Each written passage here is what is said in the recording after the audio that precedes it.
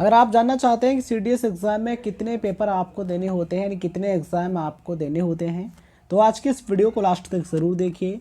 इस वीडियो में हम आपको बताने वाले हैं सीडीएस में कितने पेपर आपको देने होते हैं, सिलेक्शन प्रोसेस क्या होता है, नेगेटिव मार्किंग होती है या फिर नहीं होती है, किस सब्जेक्ट से क्वेश्चन पूछे आते हैं, इन सभी चीज़ों के बारे में डिटेल से बताएंगे। बस आप वीडियो को लास्ट तक देखिए। अगर आप इस वीडियो को लास्ट तक देखते हैं तो डेफिनेटली आपको इस वीडियो से हेल्प मिलेगी।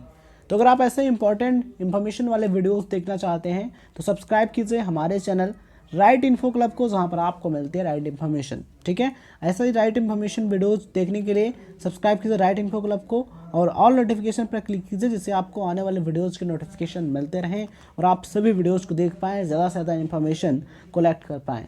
तो चलिए बात करते हैं कि सीडीएस का फुल फॉर्म क्या होता है और इसके बारे में कुछ जानकारी ले लेते हैं। दिन बात करते हैं कि कितने एग्ज़ाम आपको देने होते हैं। अगर बात करें फुल फॉर्म की तो सीडीएस का फुल फॉर्म होता है कंबाइंड डिफेंस सर्विसेज एग्ज़ाम। ठीक है, सीडीएस एग्ज़ाम का फुल फॉर्म होता है कंबाइंड डिफेंस सर्विसेज एग्ज़ाम। ठीक है, इस एग्ज़ाम को यूपीएससी कंडक्ट कराती है। यूपीएससी का फुल फॉर्म होता है यूनियन पब्लिक सर्विस कमीशन, संघ लोक सेवा आयोग। ठीक है, इसके द्वारा इंडियन मिलिट्री एकेडमी यानी कि आईएमए, ओटीए यानी कि officers training academy, Indian air force यानी कि एएफए में भर्ती की जाती है। ठीक है, अब हम बात कर लेते हैं कि इसके लिए क्या एलिजिबिलिटी कंडीशंस हैं सीडीएस के लिए अप्लाई करने के लिए। तो अगर आप इंडियन मिलिट्री एकेडमी यानी कि IMA and officers training academy यानी कि ओटीए में जाना चाहते हैं तो उसके लिए आपके पास बैचलर डिग्री होना कंपलसरी है, यानी कि ग्रेजुएशन आपका कंप्लीट होना चाहिए। ठीक है, किसी भी स्ट्रीम में आपके पास एक बैचलर डिग्री होनी चाहिए, ग्रेजुएशन आपका कंप्लीट है तो आप इसके लिए अप्लाई कर सकते हैं। ठीक है, यहाँ पर जरूरी नहीं है कि इंजीनियरिंग में डिग्री हो या फिर मेडिकल में, किसी भी स्ट्रीम में डिग्री अगर आपने कंप्लीट की है तो आप इसके लिए अप्लाई कर सकते हैं। किसके लिए? आईएमए एंड ओटीए के लिए। नेक्स्ट, इंडियन नेवल एकेडमी यानी कि आईएनए। अगर आपको इंडियन नेवल एकेडमी में जाना है तो आपके पास बैचलर डिग्री होनी चाहिए इंजीनियरिंग में, यानी कि अगर आपने बीटेक या फिर बी कोर्स कंप्लीट किया है तो आप इसके लिए अप्लाई कर सकते हैं। नेक्स्ट आता है एयरफोर्स एकेडमी एएफए। इसके लिए ग्रेजुएशन आपका कंप्लीट होना चाहिए, बैचलर डिग्री आपके पास होनी चाहिए। ठीक है, और 12th में फिजिक्स, केमिस्ट्री, मैथमेटिक्स ये सब्जेक्ट आपके पास होने चाहिए, या फिर आपने बी कोर्स कंप्लीट किया है तो आप इसके लिए अप्लाई कर सकते हैं। ठीक है,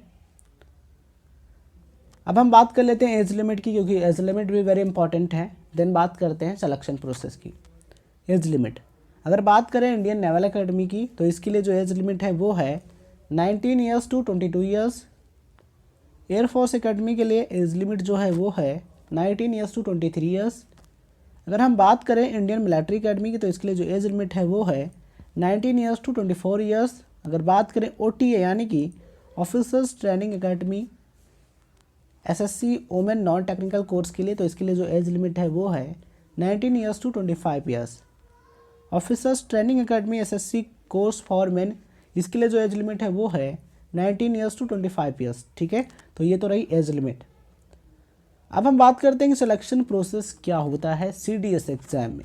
तो देखिए, सीडीएस एग्ज़ाम में 2 स्टेप होते हैं। Step number 1 written exam. सबसे पहले आपको रिटन एग्ज़ाम क्लियर करना होता है, उसके बाद आपका एसएसबी इंटरव्यू होता है।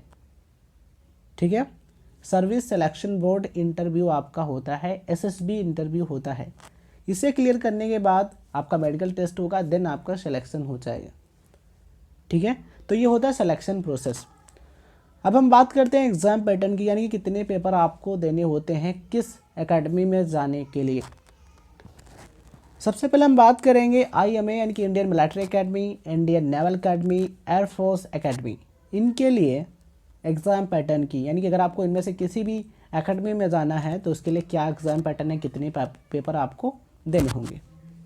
ठीक है, तो देखिए इनके लिए जो पेपर है वो 3 सेक्शन में डिवाइड होता है। First English, second general knowledge यानी कि जीके, थर्ड एलिमेंट्री मैथमेटिक्स। ठीक है, इसमें आपको टोटल 3 पेपर देने होते हैं, 3 पेपर्स आपको देने होते हैं। एक पेपर आपका इंग्लिश का होता है, दूसरा जनरल नॉलेज यानी कि जीके का होता है, तीसरा आपका एलिमेंट्री मैथमेटिक्स का होता है। ठीक है, प्रत्येक पेपर को हल करने के लिए आपको 2 घंटे का समय मिलता है, 2 आवर्स दिए जाते हैं। प्रत्येक पेपर 100 अंक का होता है, यानी कि 100 मार्क्स का होता है। ठीक है, तो इसे आपको ध्यान रखना है। प्रत्येक पेपर 100 मार्क्स का होगा, जैसे कि इंग्लिश जो है वो 100 मार्क्स का होगा, जनरल नॉलेज ये भी 100 मार्क्स का होगा, और एलिमेंट्री मैथमेटिक्स ये भी 100 मार्क्स का होगा। इसमें तो टोटल मार्क्स हो जाएंगे आपके 300 यानी कि 300, ठीक है। और तीनों पेपर को हल करने के लिए आपको 2-2 घंटे का समय दिया जाएगा, यानी कि इंग्लिश को हल करने के लिए भी आपको 2 घंटा मिलेगा, इसके लिए भी 2 घंटा और इसके लिए भी 2 घंटा, ठीक है। तो टोटल मार्क्स हो जाएंगे आपके 300 ठीक है। इसे क्लियर करने के बाद आपका एसएसबी इंटरव्यू होगा, और उसके बाद मेडिकल, फिर आपका सिलेक्शन। तो ये तो रही IMA, INA और AFA के लिए एग्ज़ाम पैटर्न। यहाँ पर आपको ध्यान रखना है 3 पेपर आपको देने होंगे, एक इंग्लिश का, एक जनरल नॉलेज का, एक एलिमेंट्री मैथमेटिक्स का, और 2-2 घंटा आपको टाइम मिलेगा पेपर हल करने के लिए, ठीक है ना। चलिए बात करते हैं OTA के लिए, ऑफिसर्स ट्रेनिंग एकेडमी के लिए। अगर आपको ऑफिसर्स ट्रेनिंग एकेडमी में जाना है तो उसके लिए आपको 2 पेपर देने होंगे। पहला पेपर आपका होगा इंग्लिश का, ठीक है, और इस पेपर को हल करने के लिए आपको 2 घंटे का समय मिलेगा, और ये जो पेपर आपका 100 मार्क्स होगा, 100 अंक का होगा।